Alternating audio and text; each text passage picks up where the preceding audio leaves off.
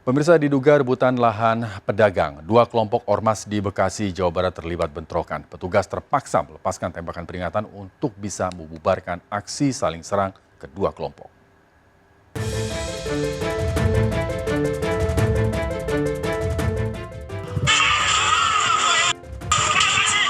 Bentrokan dua kelompok ormas ini terjadi di kawasan Perumnas 1 Bekasi Selatan, Kota Bekasi. Terpaksa dibubarkan petugas kepolisian dengan tembakan peringatan.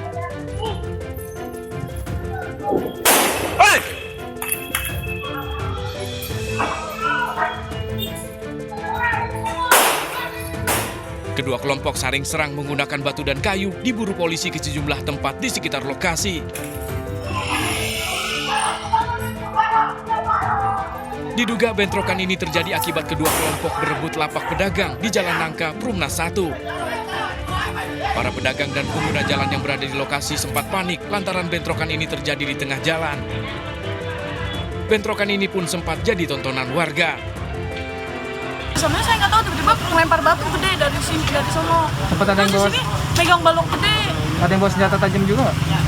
Kayaknya ada gitu. kapak, bawa kapak. Bawa kapak? Ya, kemarin soalnya saya lagi jajan di sini, terus tiba-tiba besok jangan dagang dulu, soalnya mau ada apa tempatnya mau dipakai katanya gitu. Terus yang ngasih tempat ini siapa?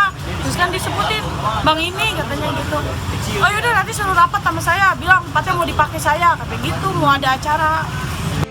Bentrokan berhasil diredam setelah sejumlah personil kepolisian tiba di lokasi kejadian. Petugas kepolisian dari Polsek Bekasi Barat dan Polres Metro Bekasi Kota masih bersiaga di sekitar lokasi mengantisipasi bentrokan susulan. Dari Bekasi, Jawa Barat, Rahmat Hidayat, iNews melaporkan. Pemirsa, berdalih untuk biaya uang kuliah, seorang mahasiswa di Kota Makassar, Sulawesi Selatan nekat mencuri lemari etalase. Aksi pencurian terekam kamera CCTV, pelaku ditangkap saat akan menjual tong sampah hasil curian.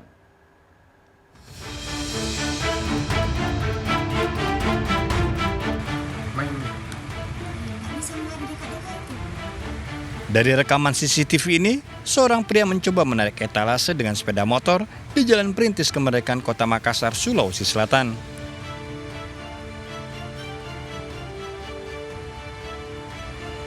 Sempat kesulitan membawa, pria ini kemudian memilih mendorong etalase dengan berjalan.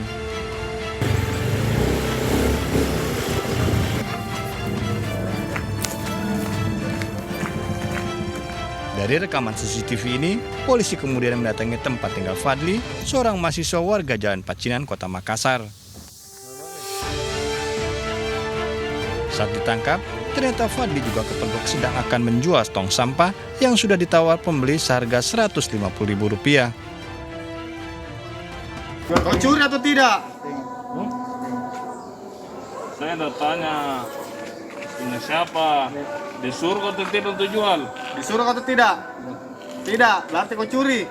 Itu namanya kau curi. Kau curi atau tidak?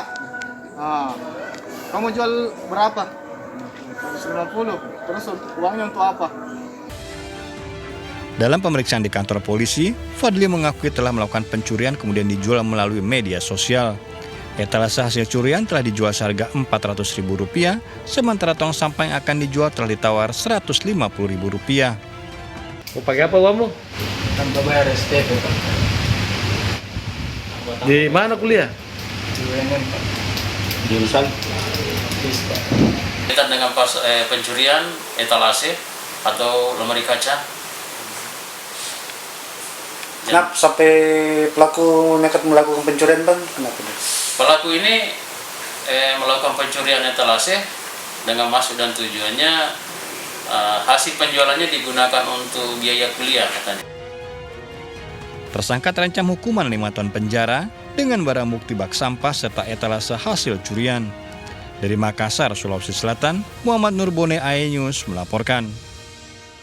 Pemirsa, karena terbelit utang, seorang kepala minimarket di Tasikmalaya, Jawa Barat membobol berangkas uang di tempatnya bekerja.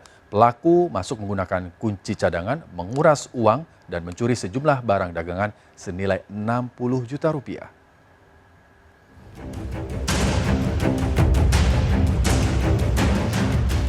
PRJ, kepala minimarket di Sukarame, Tasikmalaya ini ditangkap polisi setelah diperiksa sebagai pelapor adanya pencurian di tempatnya bekerja.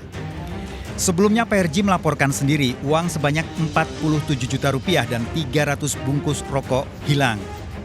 Namun akhirnya PRJ mengakui sebagai pelaku pencurian akibat terbelit utang 50 juta rupiah. Ya terlihat pelanggaran jadi ngambil di gelap mata ya. Ada kesempatan. Ya. Termasuk rokok juga diambil dari Alfamart ini. Ya. Dari hasil penyelidikan polisi, pria yang sudah 9 tahun bekerja sebagai kepala minimarket ini saat memberi keterangan tidak sesuai dengan hasil penyelidikan dan pemeriksaan saksi di minimarket. PRJ mengambil uang 47 juta rupiah dari dalam berangkas dan rokok senilai 10 juta lebih saat mencuri menggunakan kunci cadangan. Dititipkan oleh salah satu saksi untuk menghilangkan kecurigaan, sehingga rekan-rekan yang lain tahu bahwa saksi yang memegang kunci dari Alfamart tersebut. Kemudian mereka semua pulang sekira jam 1.30 dini harinya pada hari yang sama. Pelaku kembali ke Alfamart tersebut dan membuka ruko tersebut dengan memakai kunci cadangan yang dia pegang.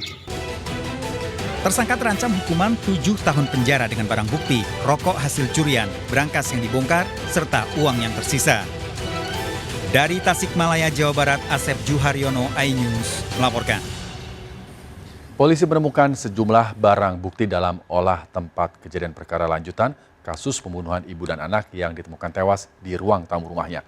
Dari sekitar rumah korban ditemukan sejumlah senjata tajam dan sepatu yang berlumuran darah diduga milik pelaku.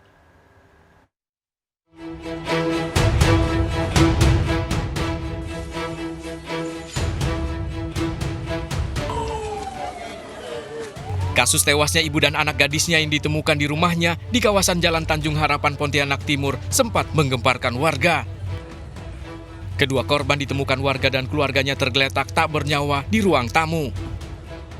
Dari penyelidikan dan olah TKP lanjutan, petugas menemukan sejumlah barang bukti di sekitar lokasi, diantaranya palu, parang, dan sepatu berlumuran darah, diduga milik pelaku. Hasil otopsi juga memastikan kedua korban tewas akibat benda tumpul dan senjata tajam. Ini diperkuat dari luka di bagian rongga tengkorak kepala kedua korban. Dari pemeriksaan jasad juga diperkirakan keduanya telah tewas lebih dari 18 jam. Untuk korban ibu, kita temui beberapa kejanggalan di dalam rongga kepala maupun di dalam rongga dada sebelah kanan. Untuk di korban anak, kita dapati beberapa kejanggalan di rongga kepala dan di rongga rahang sebelah kiri. Dari kasus ini, polisi masih mengumpulkan keterangan sejumlah saksi dari kerabat dan juga keluarga korban. Dugaan sementara, pelaku pembunuhan merupakan orang dekat korban karena tidak ditemukan adanya kerusakan di rumah korban. Polisi juga masih mengejar suami ketiga korban yang menghilang dan tak bisa dihubungi pasca kejadian. Sementara jenazah kedua korban telah diserahkan kepada keluarga untuk dimakamkan. Dari Pontianak, Kalimantan Barat, Uun Yuniar, iNews melaporkan.